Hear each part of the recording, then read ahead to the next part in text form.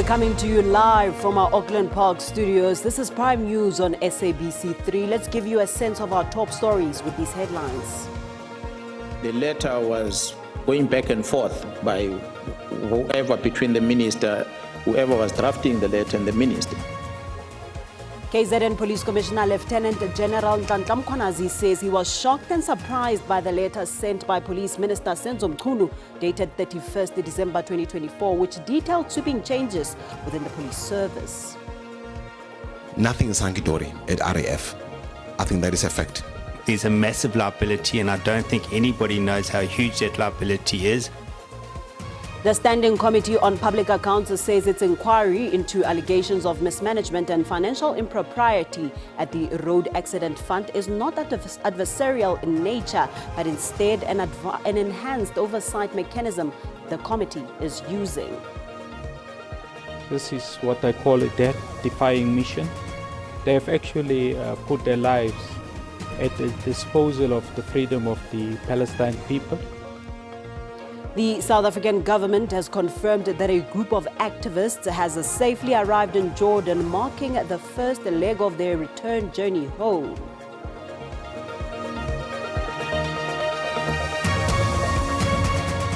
It's a touch just after 8 o'clock. A very good evening to you. This is Prime News on 3, and I am Paulette Nell. Great to be in your company this evening. Let's begin with this.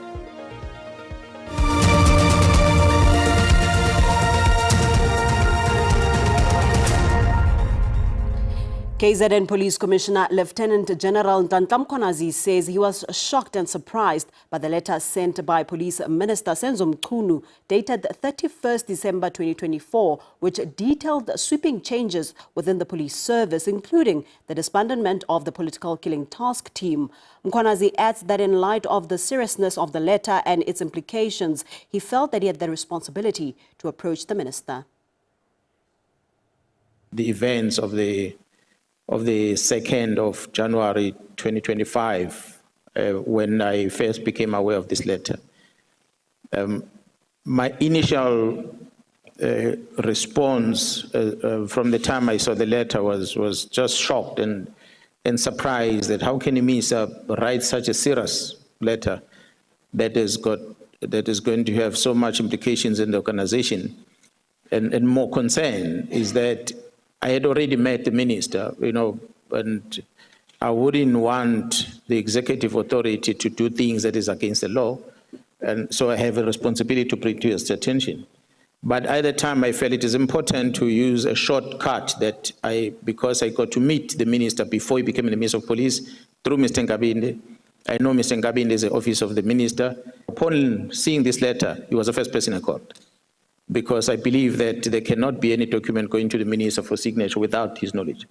So I called him and said, Nkabinde, the minister signed a letter that says the following. Are you aware of this letter? And his response was, yes, I am aware of the letter. But according to him, the letter was going back and forth by whoever between the minister, whoever was drafting the letter and the minister. That made me believe that the minister is not the author. Someone else prepared this letter for the minister, and the minister signed it. In other news, the National Prosecuting Authority has received a motion from businessman Vusimuzi Matlala stating his intention to appeal last month's decision by the Alexandra Magistrates Court to deny him bail. Matlala is accused of attempting to take the life of his former partner, Tembisa Hospital, in October 2023.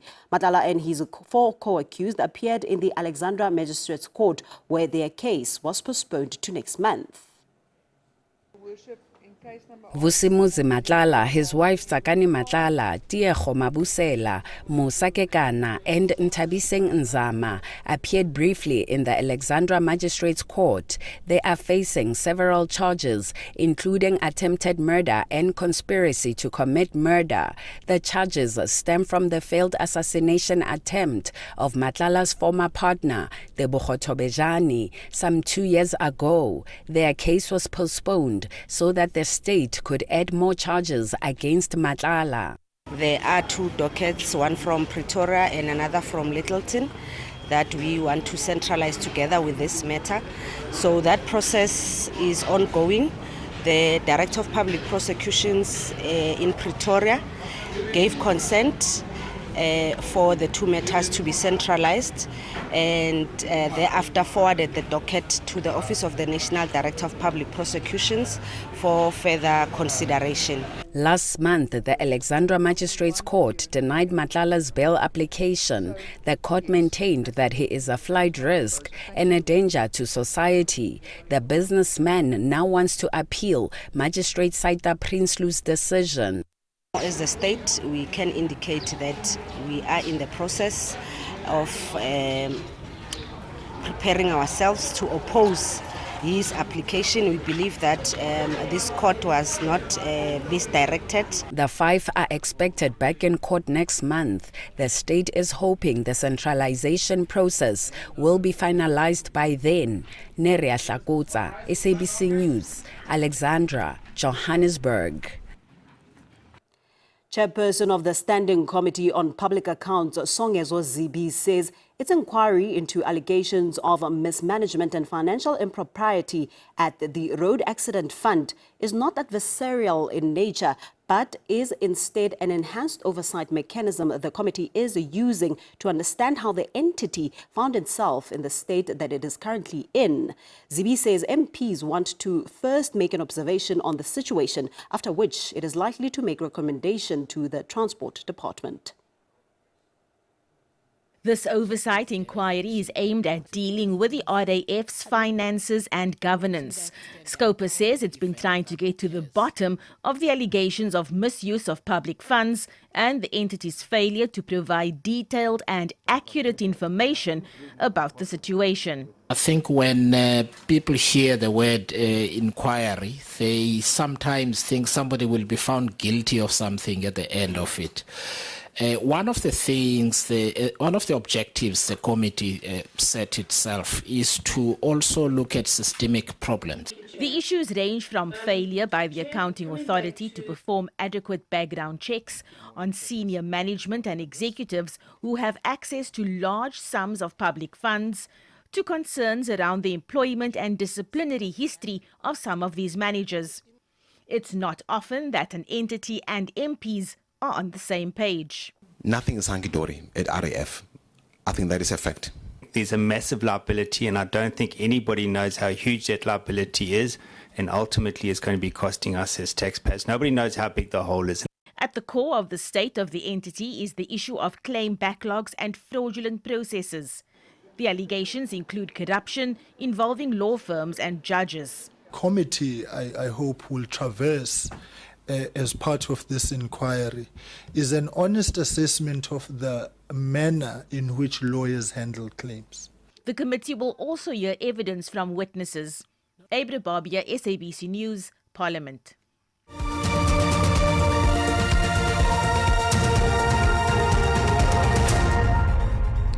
Welcome back. Let's now shift our focus to this. The South African government has confirmed that a group of activists has safely arrived in Jordan, marking the first leg of their return journey home. The activists, whose mission drew international attention, were part of the Global Summit flotilla, which was trying to deliver humanitarian aid to Gaza. The flotilla was intercepted by the Israeli officials, and the activists were detained. This is what I call a death-defying mission. They have actually put their lives at the disposal of the freedom of the Palestine people, because we know ordinarily the conduct of the Israeli Defense Force, having no regard for human life. So this delegation of South Africans that have joined, more than 140 member participants across the world, should be welcome, and we should emulate the thrust of solidarity, compassion and empathy. So we are very proud, as the South African government, that our actions as a state are being complemented. Meanwhile, social justice advocate and the daughter of former President Nelson Mandela, Dr. Makaziwe Mandela, says world leaders are not doing enough to fight for the cause of the Palestinians. She was speaking exclusively to SABC News following the news that a group of South African activists from the Global Summit Flotilla had arrived in Jordan. The activists braved the rough seas and several drone attacks with the sole aim of breaking the Israeli blockade of Gaza. Israel says that the blockade is necessary to prevent weapons being smuggled into Gaza. Dr. Makaziwe Mandela says that those South Africans who were part of the Global Summit Flotilla must be commended. What Mandla and the other South African we have to do is to commend their bravery, because it takes a lot of courage to be on those flotillas facing a barbaric, very cruel regime. Meanwhile, the government says it is delighted that the 6 South Africans are coming back home. On behalf of the South African government, I hereby confirm the release of the South Africans who were involved in the flotilla initiative. Mandla Mandela is also upbeat after they arrived safely in Jordan. We are reporting that all our comrades, brothers and sisters on the Global Summit Flotilla are safe and on their way home. The 6 South Africans are expected to arrive back in the country on Wednesday. Ditaba Tsotetsi, SABC News, Johannesburg. The urgent interdict by City Power against the Directorate for Priority Crime Investigation, DPCI, known as the Hawks, has been postponed to Friday by the Johannesburg High Court. This postponement is to allow the Hawks time to file outstanding documents. The court action follows a search and seizure operation carried out by the Specialized Police Unit at City Power's headquarters. We decided to come to do the interdict because of the manner in which the so-called warrants that they said they had against City Power were executed. So they came to City Power in August to basically try to say they want to get certain information, and we did comply with that. We gave them that information, even though they did not have a warrant at that time. And then second time they came on the 17th of September when they got the warrant. They also did the very same thing, and this time also it was different people that came through, not the people that we were working with who started the investigation. So we decided to come here so that we can basically get to understand exactly what they are looking for, get the judge to set the parameters of exactly what they can basically be able to retrieve from City Power and how they are going to use it.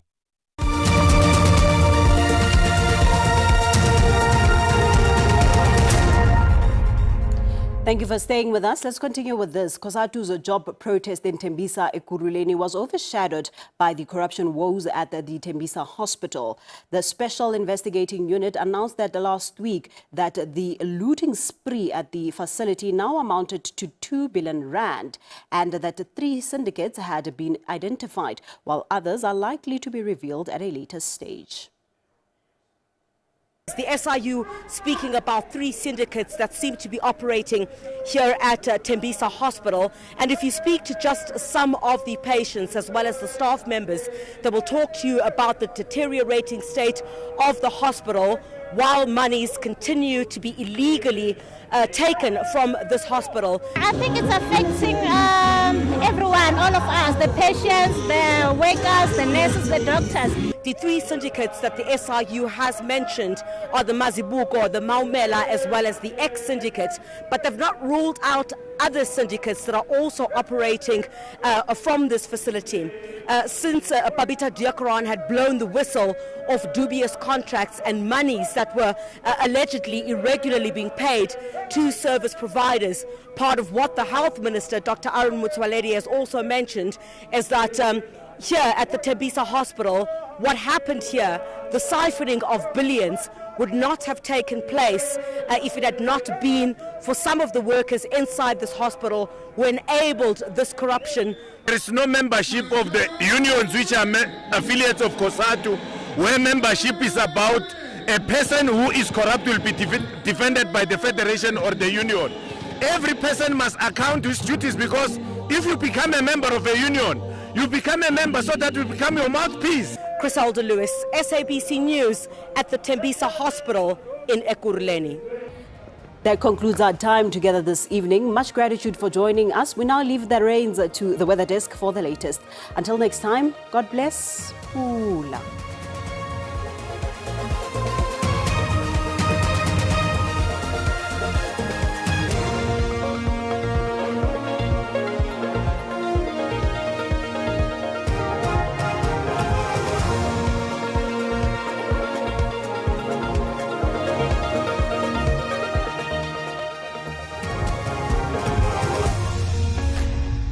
Good evening to you. Let's take a look at all your weather details this Tuesday evening. Clear conditions expected through the Northern Cape southwards in towards the Western Cape, but be on the lookout for partly cloudy conditions along the south coast of South Africa in towards the east coast, where some isolated rainfall is expected through northern KwaZulu-Natal.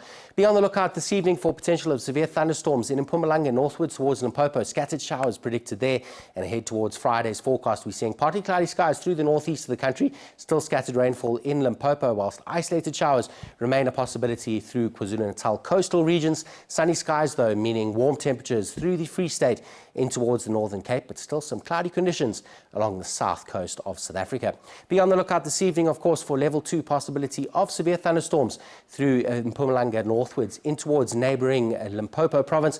Mbombela dropping to 15 degrees, Pretoria down to 16 overnight, Vryburg and Kimberley chilly at just 6 and 8 degrees, Uppington down to 11 overnight, Cape Town 13, Gqeberha and East London down to 14 this evening, warming up tomorrow to a maximum of 22 degrees. That's in the afternoon on Wednesday. Durban up to 24 degrees, Johannesburg 26, Pretoria warmer at 30 degrees. Hot and sunny in Uppington tomorrow at a maximum of 31, while Cape Town warms up to 20 degrees. Now in Cape Town on Thursday, expect sunny conditions becoming hot through the northern parts of the province and in towards the Northern Cape coastal regions. We're expecting very hot temperatures on Thursday. Warm temperatures and cloudy conditions for Gqeberha as well as much of the Eastern Cape, whilst isolated showers are still predicted for KwaZulu-Natal northwards in towards the northeastern escarpment, parts of Limpopo, as well as the northwest province, where temperatures are expected to be warm. That's on Thursday. Have a great evening.